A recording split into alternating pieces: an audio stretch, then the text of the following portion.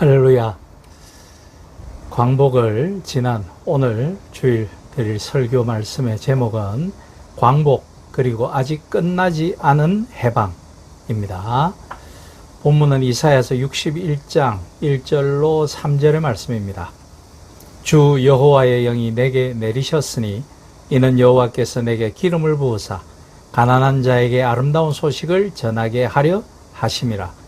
나를 보내사 마음이 상한 자를 고치며 포로된 자에게 자유를, 갇힌 자에게 노임을 선포하며 여호와의 은혜의 해와 우리 하나님의 보복의 날을 선포하여 모든 슬픈 자를 위로하되 무릇 시온에서 슬퍼하는 자에게 화관을 주어 그 죄를 대신하며 기쁨의 기름으로 그 슬픔을 대신하며 찬송의 옷으로 그 근심을 대신하시고 그들의 의의 나무 곧 여호와께서 심으신 그 영광을 나타낼 자라 일컬음을 받게 하려 하심이라. 아멘. 1945년 8월 15일 우리나라는 드디어 해방을 맞이하였습니다. 그러나 우리가 오늘 너무나 당연하게 누리고 있는 것들이 사실은 결코 당연하지 않았다라는 것을 우리는 반드시 기억해야 합니다. 내 생각을 말할 수 있는 자유, 우리말을 사용할 수 있는 자유, 우리 이름으로 살아갈 자유, 우리의 역사를 기억할 자유, 우리 스스로의 미래를 결정할 자유. 이 모든 것은 누군가에게는 목숨을 걸고 지켜야 했던 너무도 소중한 자유였습니다. 따라서 광복절은 단순한 국가기념일이 아니라 자유의 소중함을 기억하는 날이기도 합니다. 성경에서 해방은 단순히 정치적인 지배에서 벗어나는 것만을 의미하지 않습니다. 하나님께서 인간을 억압과 죄와 가난과 그리고 절망으로부터 일으켜 세우시는 것이 바로 해방인 것입니다. 성경의 하나님은 어떤 하나님이십니까? 노예를 자유인으로 만드시는 하나님입니다. 출애굽 사건의 중심에는 이 말씀이 있습니다. 내 백성을 보내라. 보내라라는 말의 뜻 속에는 자유와 해방이 포함되어 있음은 주지의 사실이죠. 애굽의 바로는 이스라엘 백성을 자신에게 엄청난 경제적인 부를 가져다 주고 권력을 유지하는 데 필요한 한낱 노동력으로 보았습니다. 그러나 하나님께서는 그들을 하나님의 형상을 가진 인간으로 보셨습니다. 바로에게는 노동력이었지만 하나님께는 백성이었습니다.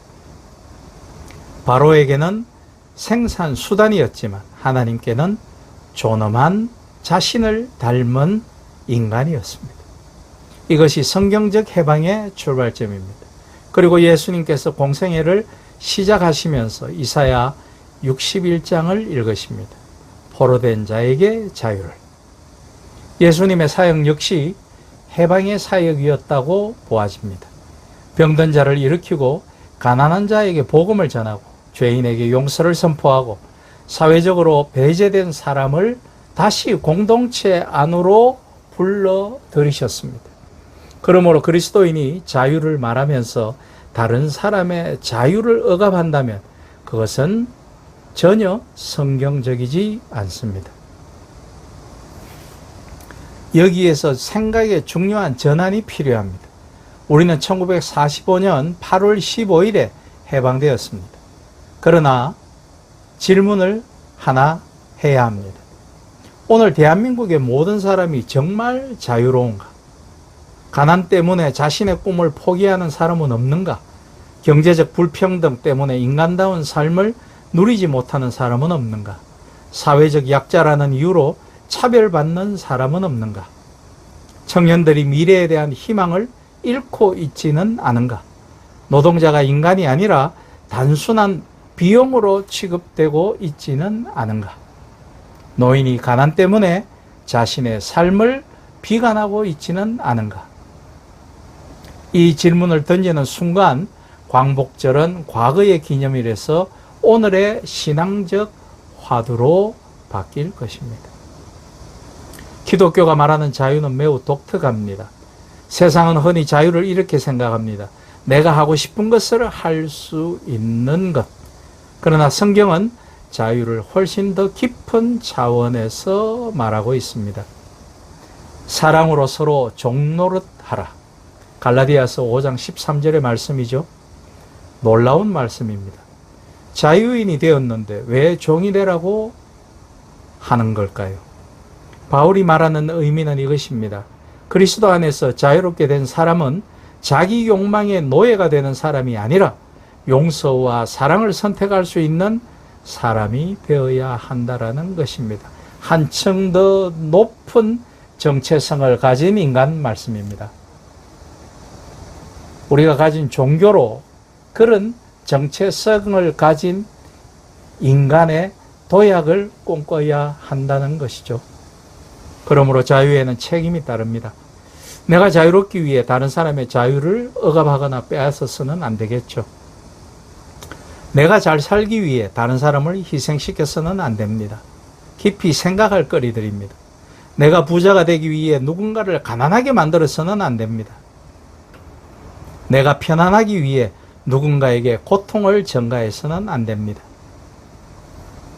제가 이 설교에는 포함되어 있지 않는데 요즘 경양 각지의 교회에서 목사나 성도들이 주식 투자에 대해서 굉장히 권하는 강연, 말씀, 심지어 세미나까지 많이들 열린다고 합니다. 제가 지금 받은 소식만 해도 여러 가지입니다.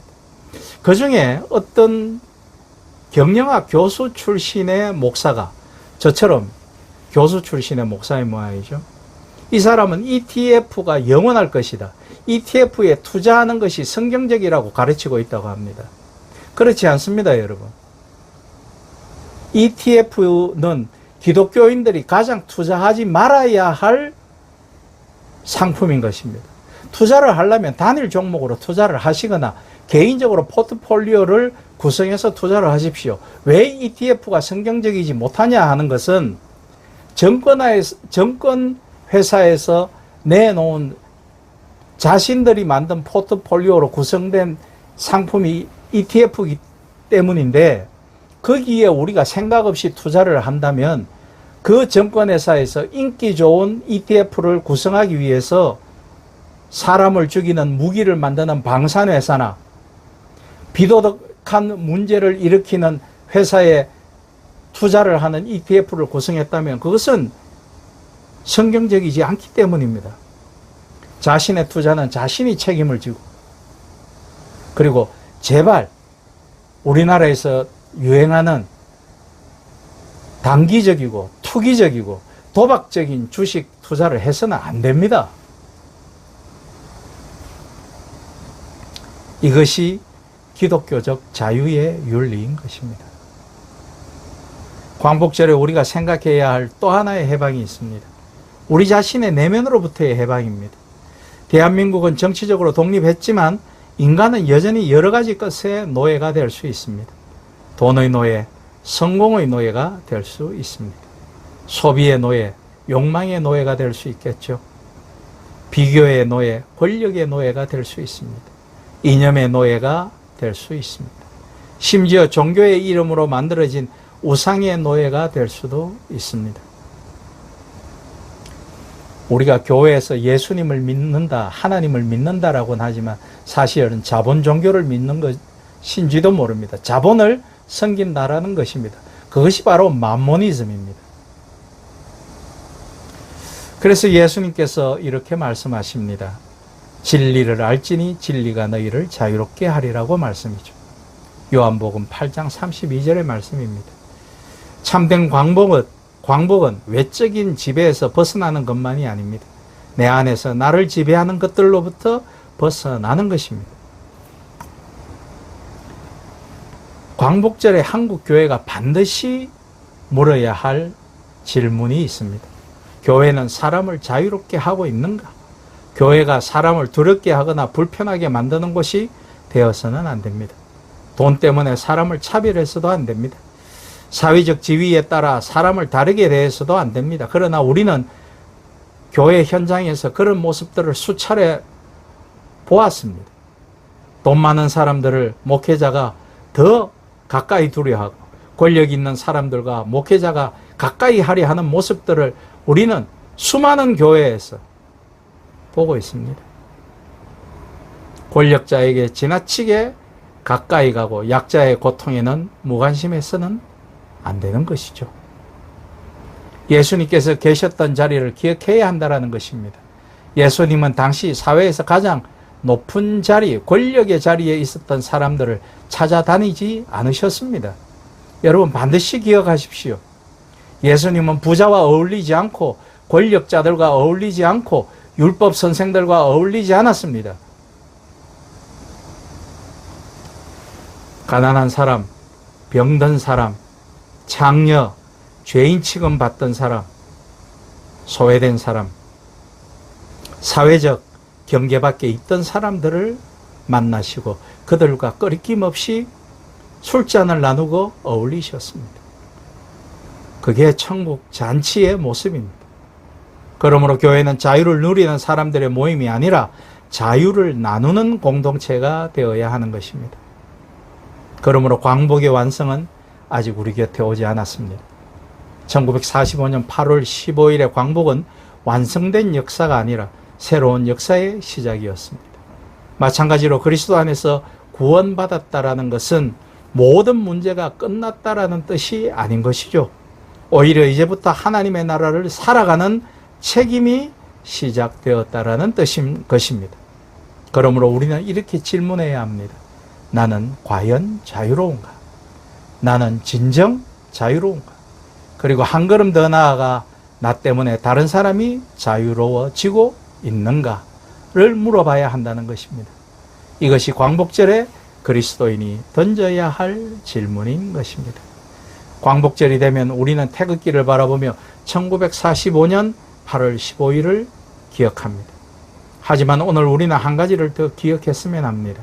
광복은 누군가가 우리에게 선물한 값싼 자유가 아니었습니다. 많은 사람들이 자유를 위해 고난을 당했고 또 죽임을 당했으며 많은 사람들이 자신의 삶을 기꺼이 나라와 민족을 위해 희생하였습니다. 많은 사람들이 이름 없이 역사 속으로 자취도 남기지 못한 채 사라져 갔습니다. 그러므로 우리는 자유를 누리되 자유를 소비해서는 안 되겠습니다. 자유를 책임져야 합니다. 그리고 그리스도인은 한 걸음 거기에서 더 나아가야 합니다. 나의 자유를 넘어 다른 사람의 자유를 위해 살아야 한다라는 것입니다. 이사야는 말합니다. 포로된 자에게 자유를 선포하며 예수님께서는 이 말씀을 당신의 사명으로 받아들이셨습니다. 그렇다면 오늘 교회도 이 사명을 이어받아야 합니다. 절망한 사람에게 희망을 주는 교회, 억눌린 사람에게 자유를 주는 교회, 가난한 사람에게 복음을 주는 교회, 상처받은 사람에게 안식처가 되어주는 교회, 그런 교회가 되어야 합니다. 그리고 우리 역시 이렇게 살아야 합니다. 주님, 대한민국이 자유로운 나라가 되게 하시고 우리 교회가 자유를 나누는 교회가 되게 하시고 우리의 삶이 누군가를 억압하는 삶이 아니라 누군가를 자유롭게 하는 삶이 되게 하옵소서 라고 말씀이죠. 광복은 과거의 사건이지만 해방의 사명은 오늘 우리의 몫입니다. 1945년 8월 15일 대한민국은 해방되었습니다. 그리고 오늘 2026년 8월 15일 하나님께서는 우리에게 다시 묻고 계십니다. 너는 누구를 자유롭게 하며 살아가고 있느냐? 이 질문 앞에 우리의 신앙이 서야 합니다. 오늘 우리는 하나님께서 우리 민족에게 주신 광복의 은혜를 기억하며 이제 우리가 그리스도의 빛을 들고 이 시대에 광복을 이루어가는 여러분과 제가 될 수 있기를 우리 주 예수 그리스도의 이름으로 축복하며 부탁드립니다. 아멘.